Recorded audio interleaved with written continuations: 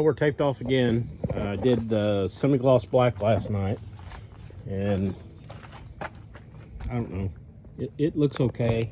I mean, it matches the flat black of the truck and all that, but this thing was supposed to be like I think they call it Argent Silver, which is their gray. So I went and found like a metallic charcoal gray today. I don't even know if you can even see the difference, but I think I'm gonna respray the whole truck, even though I'm starting to get, I don't know, it's not runs, it's just the way the metallic is. I need to spray it better probably. But I'm gonna go ahead and just respray it all. It's just spray paint. I mean, it's like $10 a can. I don't like the black at all. It doesn't match. It's not what it's supposed to be. And I bought real paint for this thing, but I don't want to do it until I actually do body work, if I do body work. And that's the case, and of course I'll respray it in 2-stage paint when I paint the truck, but I don't know if that's actually going to happen. So anyway, that's kind of what I'm doing today, just to remask it and shoot it really quick. Okay, well, 3 or 4 coats of metallic gray later, and then 1 coat of clear. I don't know, I mean, obviously I didn't sand it. This is just to make it look a little better for now. Far from good looking, remember, but the clear actually made a difference. The paint, I know you can't really see it, but it actually looks nice on there. It's almost the exact color it would have been. So I guess the grill, I'll still do, I don't know, I guess I could do the charcoal gray with the grill. I'll have to look and see if that was a thing, because it would look nice if all this matched, because now that I actually have some shine on this now, I don't like the flat, so may do that. But you know, we spared no expense for, well, with the clear, this is like a $20 paint job on here.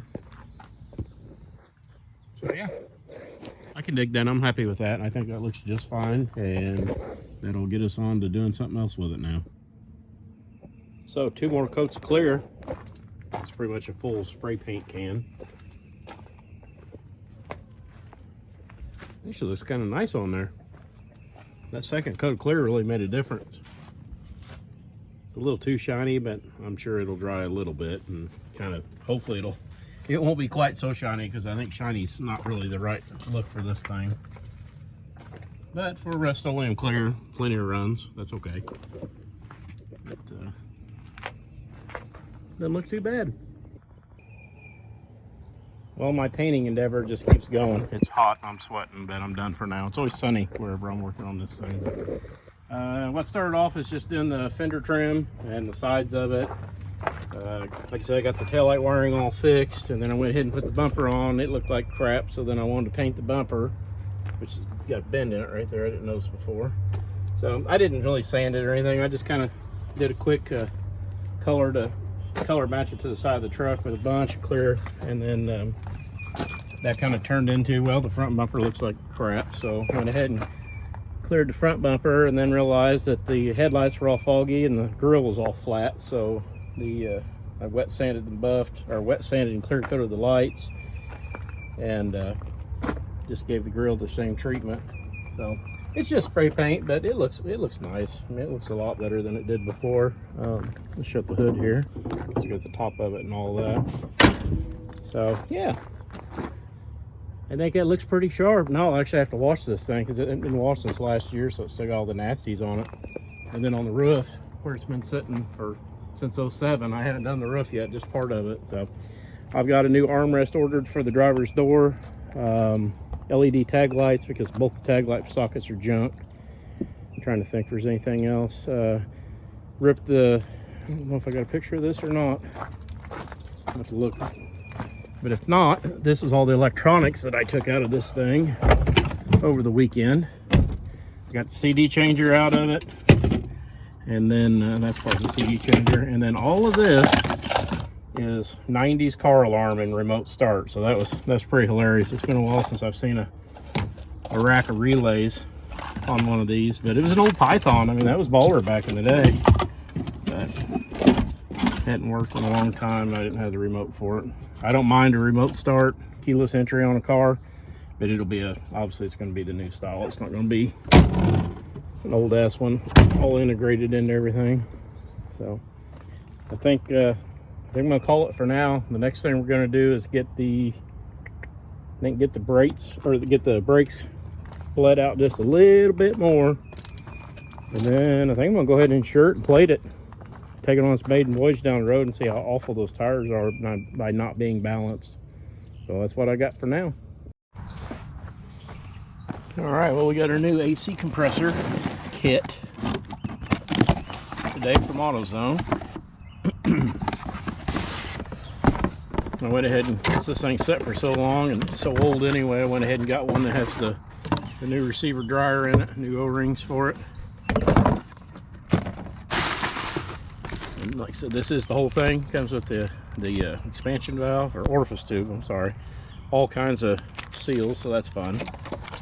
And then, oh, that's good. Comes with a new low pressure. Yeah, this should be, I think this is the low pressure port, which is good because the one on the car is kind of messed up. Well, that's cool. Comes with PAG oil. And then I think probably a sticker saying that it's been updated. Yep, it's a 4-season set. So not a bad looking kit. It was about $285, I think. Nothing too crazy. Let's see here. The old radio style compressor. Oh, more seals. Yeah, it's been a while since I've seen one of these.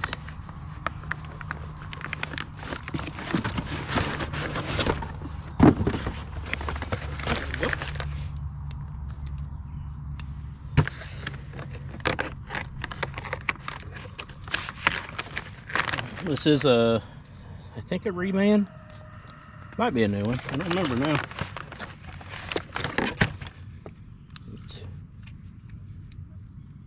Yep. That's him. All right, well, we'll get some oil added to this after we get the other one off the truck and get this thing switched over. Okay, first thing we'll do is, well, we already know this thing's decharged.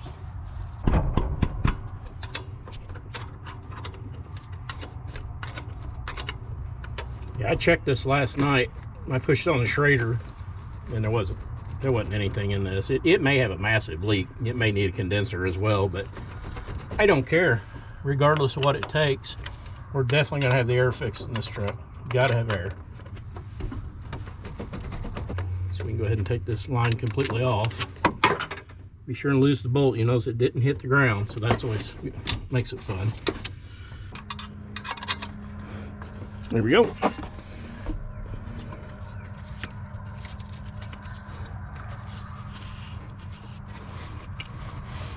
Oh, I pinched the finger off there. All right, and we're off. Yeah, hear that? I'm hoping that's all of our noise. That one's a little noisy, but yeah. I think that's most of our issue right there. I think we're gonna have to take that off. Man, it's been so long since I've done one of these, I can't remember. But yeah, I think this big long bolt goes all the way through. So let me grab a 13.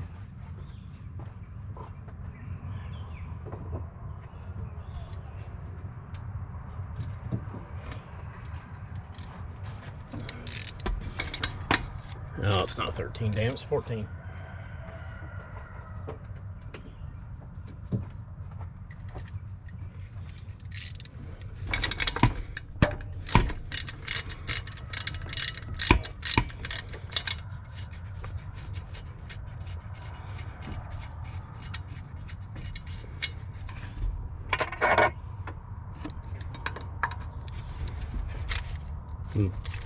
Well, we may have popped the air cleaner off. Get that out of there. No problem.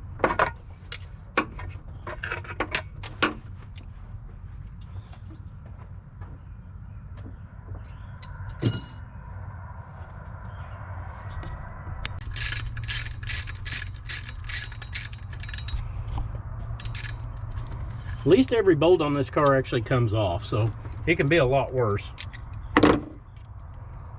Well, as this thing said, I was expecting a little bit more of a fight than it gives me. So that's definitely a plus. You're mostly just kind of stuck in there. So that's interesting there on the clutch.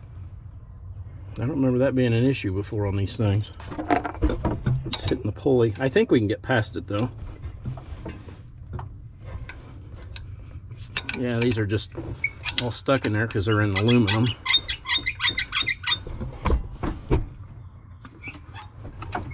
See if we can.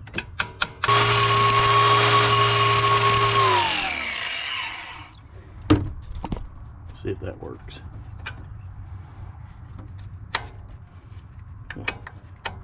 There we go. That's not too bad. That's not going to hurt anything.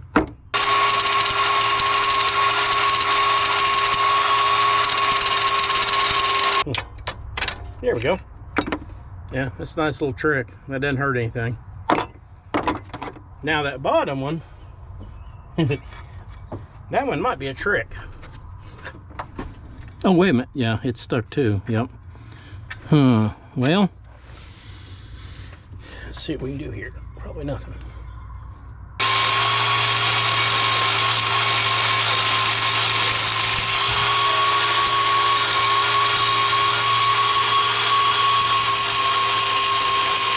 And just get this out, we'll cut the head on this bolt. There we go.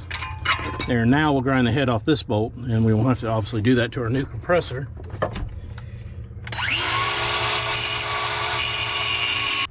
See if we can pry this guy out of here.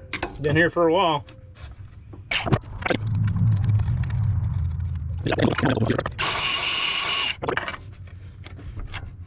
A lot of corrosion in there.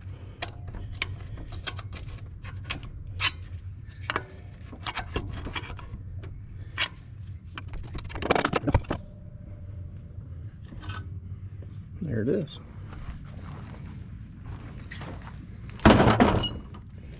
We need to get that sensor out right there. Get some snap ring pliers and get it out, and then I'll be back. She might be a little tight. We don't care about this compressor.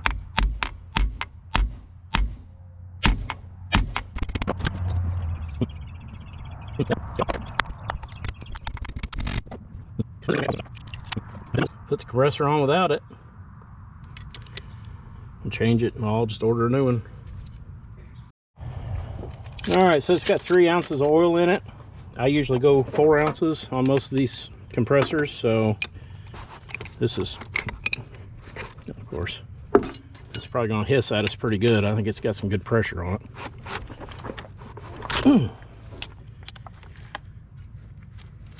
Let's see, ready?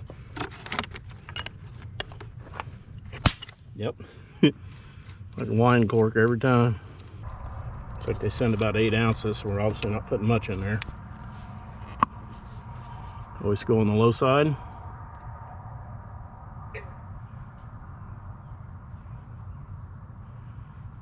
Yeah, probably a little more than an ounce, but that's not going to hurt anything. It's not that much more.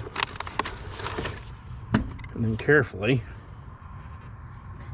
well, these compressors sometimes are stuck. There you go. Now it's turning. And I just carefully rotate it and work that oil through it. You can see the rotors in there. It's a baby goat. Mom? Yep. Okay. All right, time to go put him on there. Put a little WD-40 through these collars here. This makes it easier to get the bolts going, get everything moving again. Save those old seals that fell out, that way I know kind of which size we need to be looking for.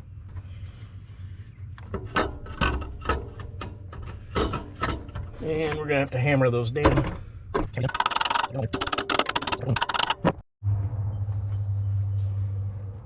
All right, got those hammered down a little bit. Let's see if this goes in a little easier now. Oh yeah, yep. I think we're doing a little better now. Shot a PB just to help them go through a little easier. And then we were going to use our ground off heads here. Let's see, how's this going in? I think it's going in again. Same place. Yeah, these would not go on if you didn't grind the heads off. So if you learn anything from this disaster, it's that the grind works. A little PB, a little grease helps.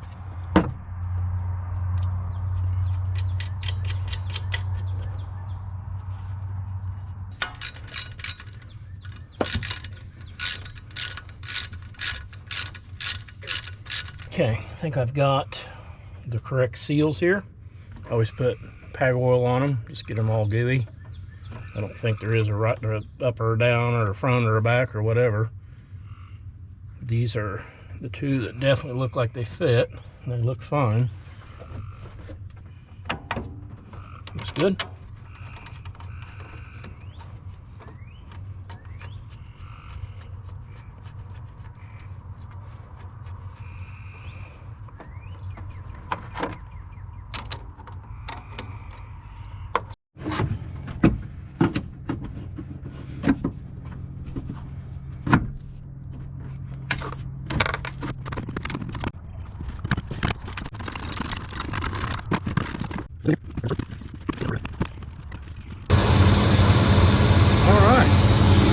Compressor put on, got a new receiver dryer. I still need to do the orifice tube, but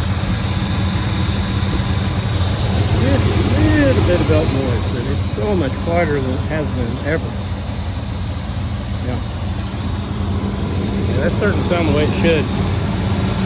One of the outlet pulleys has got a bunch of rust on it. I may just change it, but yeah, probably speed down there. Actually, I may just put a wire brush on it when it's running to clear off the rust. But yeah, it sounds good. I like it. We'll get the air charged up as soon as we can. Okay, this is round 2 on the air conditioning. We're doing that orifice tube, which is kind of like a filter for the AC. I went ahead and got this pop loose. This is right underneath the dryer where we were yesterday when we should have done this. But let's see. I don't know if you can see in there or not. Try to get a better shot here. Okay, well, don't use me as a tutorial. The damn orifice tube is actually behind the grill, which we are. Okay, we'll get the grill off these trucks isn't a big deal. We've done it before. There's 4 screws per parking light. Got to take those out and unhook them. And then there's 1, 2, 3, 4, 5 7mm bolts. That's all it takes to get these off.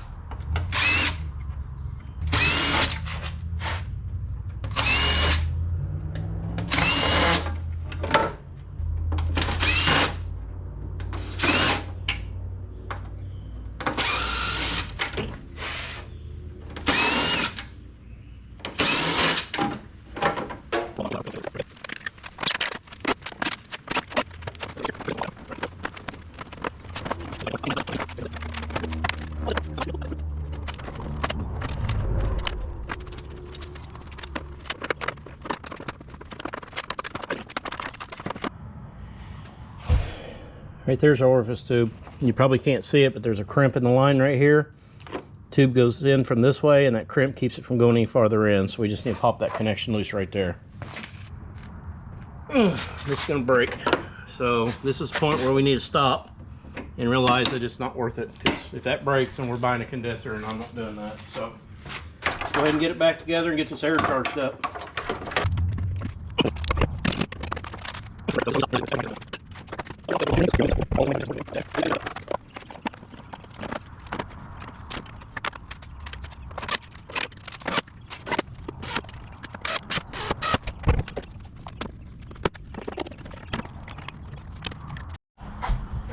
Okay, so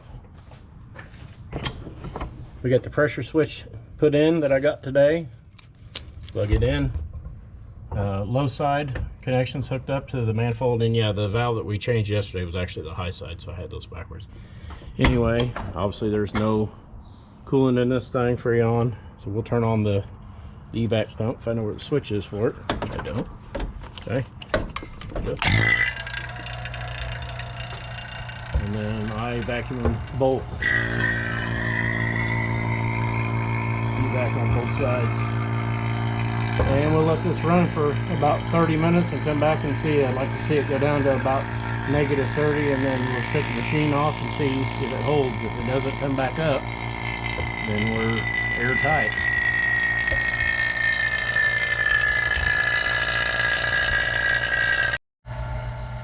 Okay, we're about 20 minutes in now. If you can see that, we're at about 22.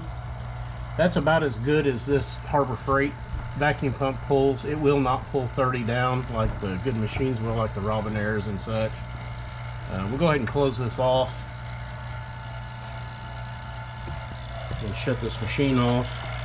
I think it's back here, isn't it? Okay, we'll get this switched over, and actually we're gonna wait for a little bit. So there's 22. I'm gonna wait. I don't know, let's just give it like 5 minutes, because I have a good AC machine at work, a brand new one that does super good.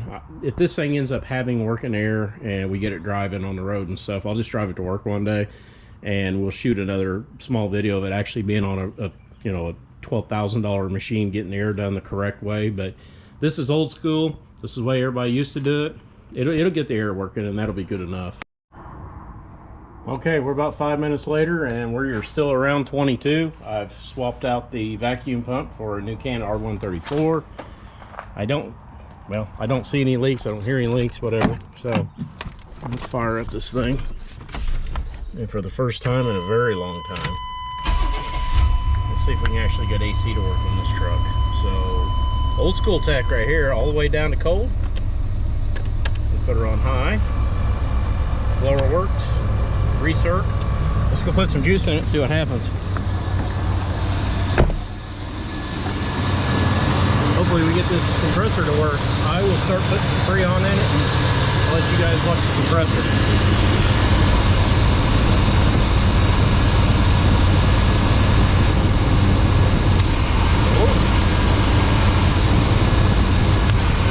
Cycling.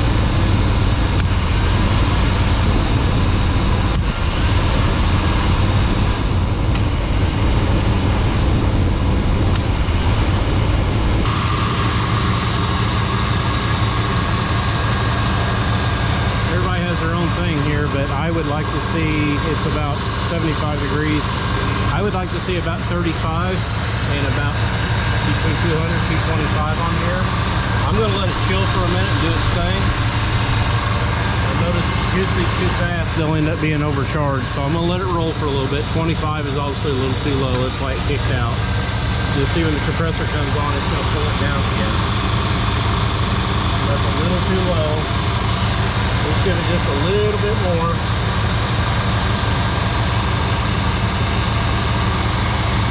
Okay. I'm gonna stop for a minute. This truck calls for like 2 1/4 pounds, which is a ton, but these old vehicles weren't, I guess, near as efficient. Can't tell if we've got any cold air coming out yet or not. Definitely doesn't feel like it. Right now we're still at 80 degrees, so hopefully, let's go all the way hot and then all the way cold. Hopefully the blend door actually works on this truck. It might be all clogged up. I'm not getting a lot of flow out of this thing.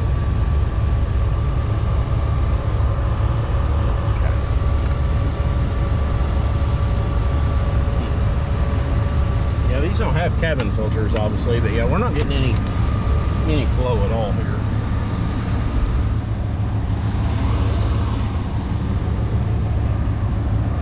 Yeah, it's coming out of this little vent here, probably out of the floor. Yeah, it's coming out of the floor. So we probably have a mode door actuator that's messed up. Let's see here. Yeah, let's see what we can do.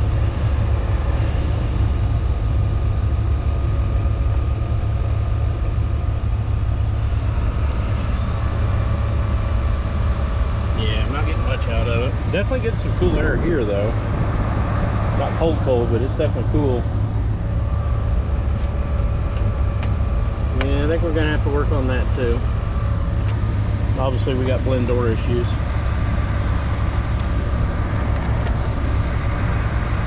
Alright, well we're at 71 right now. I'm gonna do some more charging and we'll be back.